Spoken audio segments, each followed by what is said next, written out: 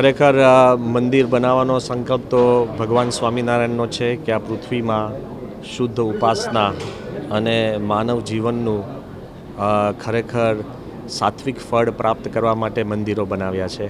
અને ગુરુહરિ પ્રમુખ સ્વામી મહારાજે આ વિશ્વની અંદર 1200 જેટલા મંદિરો બનાવ્યા અને આજે પણ ગુરુહરિ મહંત સ્વામી મહારાજો મંદિર બનાવે છે. પણ આબુધાબીમાં જે BAPS હિન્દુ મંદિર બન્યું છે એનો મૂળ ભાવાર્થ એ દેશોને નજીક લાવે છે, સંસ્કૃતિઓને નજીક લાવે છે, ધર્મોને નજીક લાવે છે અને સંવાદિતા સાધે છે.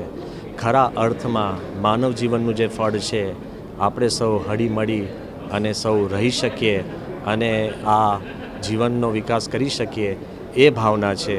એટલે સન્માન તો ભગવાનનું જ છે અને ગુરુજનોનું છે.